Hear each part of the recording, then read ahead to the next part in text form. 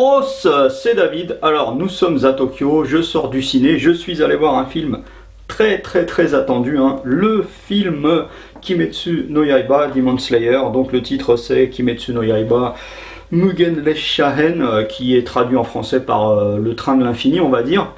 Voilà, comme d'hab, au Japon, on vous donne toujours plein de trucs quand vous allez au ciné, surtout le premier jour. Là, il y a carrément un coloriage tout kawaii avec tous les persos de Kimetsu. Et surtout ça, alors ça c'est un petit carnet qui contient à la fois des croquis des persos, plus un mini manga exclusif avec la première aventure du protagoniste de ce film, hein, Rengoku, le pilier des flammes. Donc je voulais vous en parler au plus vite. Alors attention, il va y avoir des spoils dans cette vidéo, mais je vais séparer, hein. Au début je vais faire quelques minutes sans spoil, et ensuite je vais spoiler à fond. D'habitude sur ma chaîne OS je fais deux vidéos séparées, hein, avec ou sans spoil, mais là désolé, j'ai pas le temps, donc je ne ferai qu'une seule vidéo. Et pourquoi j'ai pas le temps? Tout simplement parce que je suis très occupé avec un projet professionnel qui s'appelle mugenshopper.com. C'est mon nouveau site de vente en ligne de produits du Japon. Justement, si vous cherchez des super figurines Kimetsu no Yaiba ou même des calendriers Kimetsu, toute autre forme de goodies, hein. En fait on fait pas que de l'otaku, hein. On vend aussi bien des livres, de la cosmétique, enfin tout ce qui vient du Japon, on le vend. Donc n'hésitez pas à aller faire un tour sur mugenshopper.com. Voilà, j'arrête là avec cette parenthèse publicitaire sponsorisée par moi-même, donc dans un sens ça va. Alors on passe tout de suite à l'analyse globale du film, donc la partie sans spoil, hein, rassurez-vous. Alors, qu'est-ce que j'en ai pensé moi personnellement, qui ne suis pas le plus grand fan de Kimetsu no Yaiba du monde, hein. D'ailleurs vous voyez, j'ai pas de t-shirt Kimetsu pour une fois, j'ai un t-shirt à râler, un poster Dragon Ball. Bref, mais j'ai trouvé ça vraiment bien. J'ai quand même évidemment regardé toute la saison 1 de l'animé. Globalement c'est très bien. Niveau animation c'est très bien aussi. Ils ont mis le budget, mais ça c'est pas surprenant parce qu'en fait depuis 2 ans au moins, depuis Dragon Ball Super Broly, le niveau des gros films d'animation comme ça, quand c'est des licences énormes, le niveau est très élevé. Donc là, par rapport à l'animé de base, c'est quand même vraiment un cran au-dessus, hein. Ça envoie de l'effet spéciaux en 3D dans tous les sens, donc c'est vraiment bien. Le film est très long, enfin très long entre guillemets, il fait quand même 117 minutes, c'est-à-dire presque 2 heures, c'est pas non plus si fréquent pour des films d'animation quand même. Donc ça c'est très bien, mais bon, c'est aussi parce que le film donc couvre en fait tout un arc du manga, l'arc qui vient directement donc après la première saison de l'animé. Et je suppose que si vous regardez cette vidéo, c'est parce que soit vous avez lu le manga, soit vous avez vu au moins la première saison de l'animé. Et je pense, ouais, il va y avoir plusieurs cas de figure en fait pour apprécier le film. Je pense le top c'est si vous avez vu seulement la première saison de l'animé, mais que vous n'avez pas lu la partie du manga qui vient derrière. Donc là ça va être de la découverte totale avec ce personnage qui a trop la classe, hein, Rengoku, le pilier des flammes, qui est vraiment le héros de ce film. Par contre, si vous avez évidemment déjà lu la suite du manga, donc si vous avez lu cet arc, c'est extrêmement fidèle, enfin pas extrêmement, mais quasiment à 90% calqué sur l'arc du manga, donc il n'y aura aucune surprise pour vous, et ça veut dire que vous savez déjà tout ce qui va se passer et comment ça va finir. Mais ça vaut quand même le détour, hein. Très honnêtement, d'autant plus que moi par exemple, alors excusez-moi de dire ça, mais c'est mon avis personnel, je suis pas fan du style graphique du manga de Gotoko Gesan, j'espère que j'ai pas écorché son nom. Voilà, je trouve que dans le manga, parfois, quand il y a des scènes de bataille, voilà, les techniques sont belles, mais parfois elles sont difficilement compréhensibles dans le format manga. Et là, par contre, c'est vraiment sublimé, et encore plus sur un écran géant. Ça, je leur dirai jamais assez. Allez voir ces films au cinéma. Tous ces films méritent vraiment d'être vus sur des écrans gigantesques, hein. Ça change tout par rapport à votre petit écran d'ordinateur ou votre téléphone, quoi. Donc dans tous les cas ça vaut vraiment le coup de le voir au ciné. Globalement c'est quand même pas le manga de la joie, hein, Kimetsu no Yaiba, et ce film là en particulier vraiment été fait pour faire pleurer les gens, j'allais dire les filles, mais non, pas que les filles qui pleurent, hein, tous les gens, même si il y avait au moins 80% de filles dans la salle aujourd'hui. Donc ça c'est classique, hein. Au Japon, les principaux fans de Kimetsu no Yaiba, c'est un public féminin, donc ça, je m'y attendais. Bref, voilà, qu'est-ce que je mettrais comme note avant de passer à la partie spoil? Ouais, je suis de bonne humeur, 8. Allez, 8, 7,5.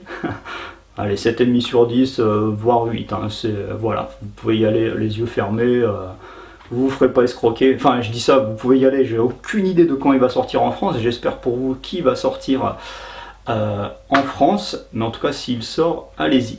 Bien, on va passer maintenant à la partie dans laquelle je peux beaucoup plus m'exprimer parce que c'est toujours difficile de parler d'un film sans le spoiler. Donc là, je vais le spoiler à fond. Donc je vous repréviens à nouveau, à partir de maintenant, je vais spoiler à fond. Donc si vous n'avez pas lu cet arc du manga qui correspond au film, ne regardez pas. Et ben le scénario du film, voilà, est calqué sur le manga. Donc ça commence pile après le dernier épisode de la saison 1 de l'anime, donc avec les trois protagonistes, hein, Tanjiro, Zenitsu et le sanglier. Alors lui, je l'appellerai toujours le sanglier. Espérez même pas que je l'appelle par son vrai prénom, c'est pas possible. J'adore les sangliers c'est trop kawaii, donc je l'appellerai toujours le sanglier. Bref, et donc il monte dans ce fameux train là pour aller rejoindre donc le pilier des flammes Rengoku. Ils savent pas du tout à quoi s'attendre, ils savent pas du tout ce qui va se passer, ils pensent que ça va être juste une petite promenade en train, mais c'est évidemment pas du tout le cas. Donc au début, eh bien, il tombe sur ce fameux personnage qui est quand même un gars bien atypique, hein, ce Rengoku, là, qui est en train de s'empiffrer comme un porc à enchaîner les bento. Donc là, petite discussion, petit délire, et puis direct il leur annonce qu'en fait il y a un démon dans le train et que ce démon va arriver sous peu. Donc là, Zenitsu est en panique comme d'habitude, tellement il est peureux. De là, effectivement, débarque un premier monstre dans le train que, pour faire vite, Rengoku déglingue, pas en 2 temps, 3 mouvements, mais presque, hein, quand même, voilà. Mais bien sûr, c'est vraiment plaisant de voir les techniques de ce pilier des flammes en action, voilà, en vrai, en animation, sur écran géant, voilà, c'est tellement plus puissant et beau que dans la version manga que ça vaut le coup. Bref, donc il déglingue ce monstre vite fait. Et après ça, ben, comme ils sont fatigués, ils tapent tous une sieste. Et en fait, l'intégralité, enfin pas l'intégralité, mais une très grande partie de ce film se passe plus ou moins dans les rêves des gens. Hein. C'est basé dans un monde de sommeil. Pourquoi? Parce que ce démon, le méchant là, qui s'appelle Enmu, est spécialisé dans le sommeil, et donc en fait ce démon il va employer des enfants qui sont dans le train pour aller attacher des cordes autour des poignets de tous les protagonistes, les héros du film, hein, on va dire, pendant qu'ils dorment. Et en fait le fait de relier cette corde très spéciale au poignet par exemple de Tanjiro et au poignet d'un enfant, bah, ça va permettre à cet enfant qui est employé par le démon de rentrer, de pénétrer dans le rêve de Tanjiro par exemple. Et son but en fait c'est de pénétrer dans le rêve de Tanjiro, de chercher ce qu'ils appellent le cœur spirituel, si je ne me trompe pas en français. Donc une boule qui représente le cœur spirituel de Tanjiro, et d'aller le briser pour pouvoir ensuite derrière plus facilement le tuer parce qu'il pourra plus se défendre. Donc voilà, en fait, comme chaque perso a une corde attachée, on va avoir différentes scènes avec à chaque fois un enfant qui pénètre dans le rêve d'un des persos. Donc évidemment, pour celui qui rentre dans le rêve de Tanjiro, c'est méga triste, hein, parce que évidemment, Tanjiro retombe face à face avec toute sa pauvre famille qui a été massacrée, et ça se passe bien, il a l'impression que c'est la réalité. Et donc c'est super triste, hein, mais il y a beaucoup de passages très tristes dans ce film. Et en fait, qu'est-ce qui va le faire sortir de ce rêve en fait? Eh ben, c'est la petite Nezuko, parce que la Nezuko, comme d'hab, elle dormait dans sa boîte en bois, et là elle s'échappe de sa boîte en bois, et elle se rend compte que tous les gens là, ils ont des cordes attachées. Et en fait, Tanjiro se rend plus ou moins compte en fait qu'il est dans un rêve, mais c'est quand même grâce à l'aide de Nezuko qui va lui mettre un bon coup de boule à l'ancienne, hein, même plusieurs coups de tête, et lui transmettre en fait son son et son énergie. Et de là en fait Tanjiro va se rendre compte qu'il est dans un rêve et qu'il faut absolument qu'il en sorte. Sauf que c'est pas si facile de sortir de son propre rêve quand on y a été enfermé par un démon. Donc ce qui va se passer en fait, c'est qu'il va se passer plein de trucs, mais il va finir par en arriver à se couper la gorge dans son rêve, parce que c'est le seul moyen de revenir à la réalité. Et donc de là, il revient à la réalité pendant que les autres dorment. Il y en a juste un en fait, le pilier des flammes, Rengoku, qui lui en fait, quand la fille qui a la corde attachée à son poignet vient essayer de l'attaquer, lui se réveille. Par contre, il se réveille pas complètement en fait, c'est une sorte de réflexe. Au moment où elle va pour briser son cœur spirituel, voilà, il se réveille, il la chope par le cou comme ça, mais du coup c'est comme dans le manga, il reste bloqué comme ça, endormi, parce qu'en fait il peut pas tuer cette fille qui est humaine, la pauvre, c'est pas de sa faute, hein. Elle est sous l'emprise du démon, le démon du sommeil lui a promis que voilà, s'il l'aidait, il lui ferait faire de merveilleux rêves, donc c'est pas de sa faute à cette pauvre petite. Donc voilà, donc Tanjiro sort de là, il se rend compte un peu de ce qui se passe, je vous raconte pas tous les détails, hein, sinon ça va être trop long, et donc il va finir par aller affronter ce Enmu, qui est donc en fait en vérité la dernière des lunes démoniaques inférieures, hein. Et là, il monte sur le toit du train, hein, c'est très bien, comme je l'ai déjà dit, niveau animation, c'est vraiment bien, quoi. Et puis surtout, évidemment, les techniques basées sur le souffle de l'eau de Tanjiro, c'est tellement visuel, c'est tellement joli que voilà, c'est encore un combat qui fait vraiment plaisir à voir. Et ce qui va se passer, c'est que Tanjiro finit par battre ce démon, lui couper la nuque, hein, ce qui normalement suffit à exterminer un démon, sauf que là, c'est pas le cas. Même en lui coupant la tête, et ben, il y a tout un espèce de corps, pas un vrai corps, une espèce de blob globuleux, quoi, je sais pas comment appeler ça. Mais voilà, ça n'a pas du tout suffi à le tuer. Et pourquoi? Eh ben, on apprend en fait que c'est parce que le Enmu, il a carrément fusionné avec l'ensemble du train. C'est pour ça aussi que le train, en fait, c'est un peu le personnage principal du film. Donc ce Enmu a fusionné avec l'intégralité du train. Et le problème, c'est qu'il y a quand même 200 passagers à l'intérieur du train qu'il va falloir protéger. Et là, bah, Tanjiro, il est bien dans la mouise, quoi. Comment protéger tout le monde et en même temps aller affronter Enmu. Heureusement, en fait, le sanglier finit par se réveiller, il s'aperçoit de ce qui se passe, donc là, en fait, le Enmu, le monstre, va déployer des espèces de grosses tentacules violettes dans tout le train pour essayer d'aller tuer les passagers, parce qu'il se nourrit, en fait, des passagers. Donc en fait dans chaque compartiment il y a de la baston dans tous les sens, hein. Chaque protagoniste se bat, le sanglier il découpe à tout va. Zenitsu qui dormait, évidemment, lui, quand il dort, bah, c'est là qu'il sort les techniques les plus puissantes, surtout quand il s'agit d'aller protéger la petite Nezuko, qui là, effectivement, elle aussi, elle se bat comme elle peut, mais elle se fait attraper, et du coup, à ce moment-là, évidemment, Zenitsu nous sort sa technique de la foudre qui défonce tout, quoi. Voilà, à chaque fois, hyper bien réalisé visuellement parlant. Rengoku aussi va se réveiller, le pilier des flammes, donc lui voilà, il va pareil, il va tout défoncer dans le train, que des bonnes séquences, et donc en fait l'idée c'est qu'ils se répartissent les tâches et que donc Rengoku va protéger 5 wagons du train si je dis pas de conneries, et que le sanglier et Tanjiro eux vont aller à l'avant du train parce que c'est là qu'a priori il y a la tête du monstre Enmu. Et là, ça part dans un délire presque... Alors moi j'ai des vieilles références, hein. Ça m'a fait penser un peu à Akira, parce que vraiment le monstre, il émet des sortes de trucs bizarres de tout son corps. Ouais, ça m'a fait penser un peu à la fin d'Akira. Et donc, le problème, c'est qu'ils n'arrivent pas à s'en débarrasser, parce qu'il faut trouver la vraie nuque du monstre, qui est bien planquée dans tout ce tas de bias, quoi. Et donc ils font plusieurs tentatives, d'autant plus que au moment où ils essayent de les attaquer, en fait, le Enmu là, il sort des yeux géants avec écrit en kanji dessus, c'est le kanji de rêve en fait.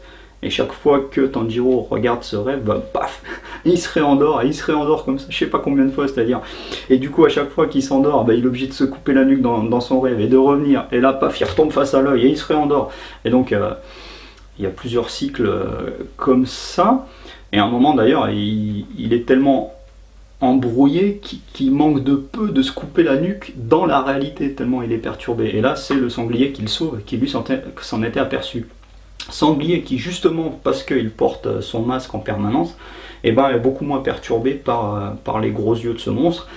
Et donc, il fraye un chemin en découpant tous les yeux pour Tanjiro. Et ce qu'ils vont faire après, c'est qu'ils vont unir leurs forces, vraiment se mettre à l'unisson pour qu'il y en ait un qui découpe le plus de barbac possible jusqu'à faire apparaître vraiment la colonne vertébrale et les vertèbres de la nuque du monstre pour que là, à ce moment-là, Tanjiro puisse lui découper. Et c'est ce qui se passe quand il finit par lui couper la nuque, sachant que quelques minutes auparavant, il y a un petit truc assez important quand même, c'est que Tanjiro se fait planter au pic à glace, il me semble, un truc qui ressemble à un pic à glace, par un mec à l'avant du train qui, lui, le pauvre aussi, était sous le contrôle de ce Enmu qui lui avait promis, voilà, de faire des jolis rêves.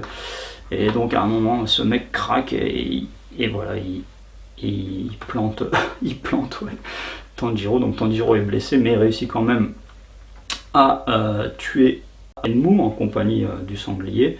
Et donc en ce moment-là, quand le monstre se fait tuer, tout le train en fait qui était enveloppé par la barbaque du monstre se casse la gueule et donc le train déraille et tout s'écroule.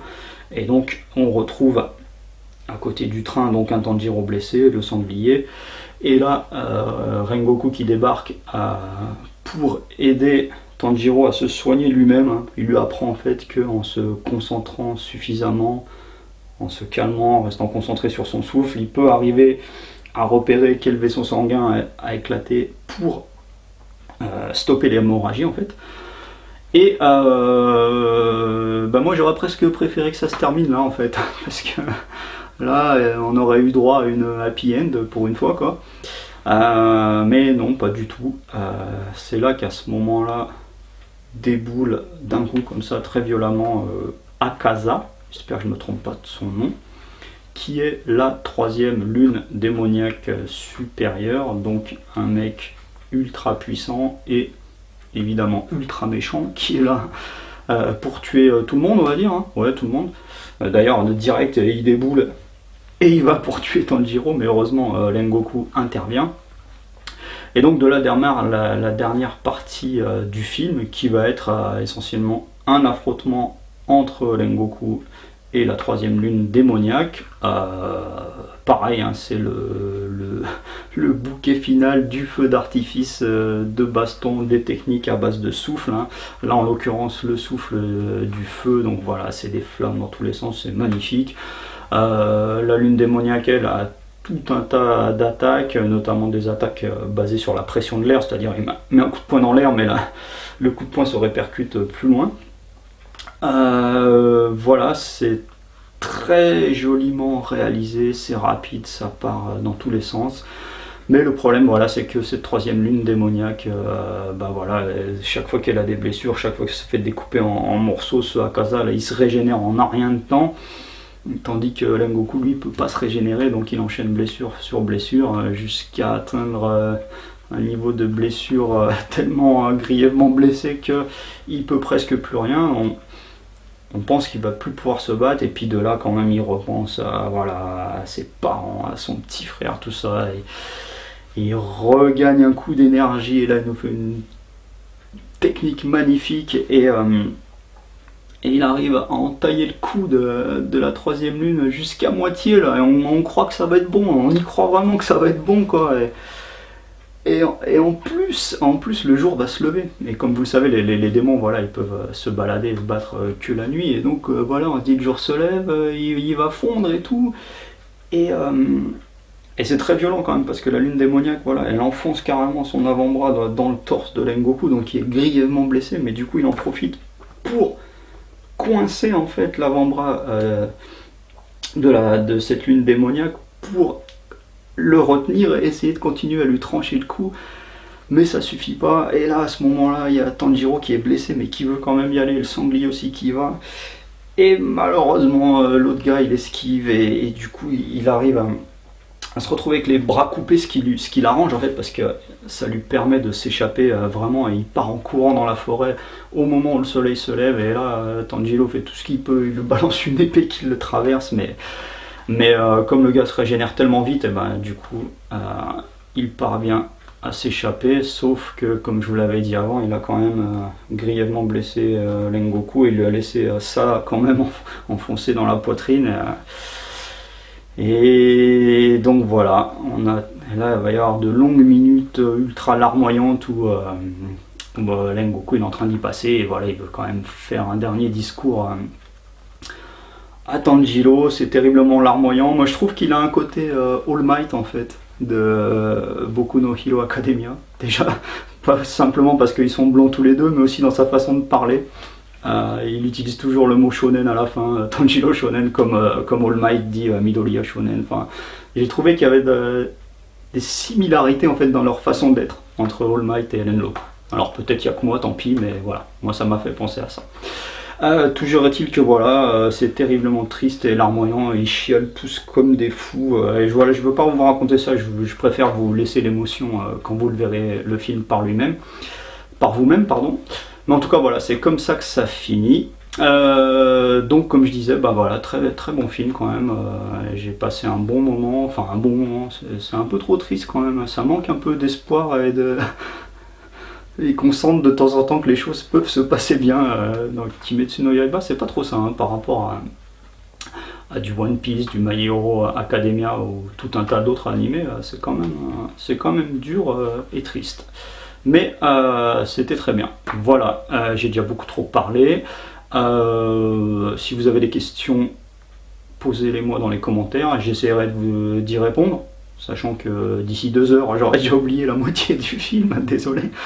Me demandez pas par contre tout de suite il est où le lien pour télécharger le film, et ça vient de sortir au Japon, vous l'aurez pas demain matin en téléchargement, sachant que je suis en plus contre le téléchargement illégal, donc voilà, si vous le pouvez, essayez de le regarder légalement, et j'espère vraiment qu'il arrivera dans les salles françaises parce qu'il le mérite. Voilà, j'ai tout dit, je le répète une dernière fois, n'hésitez pas à aller faire un tour sur mon site de vente en ligne du produit du Japon, mugenshopper.com, et également posez des likes, des commentaires, et surtout abonnez-vous à la chaîne. Os!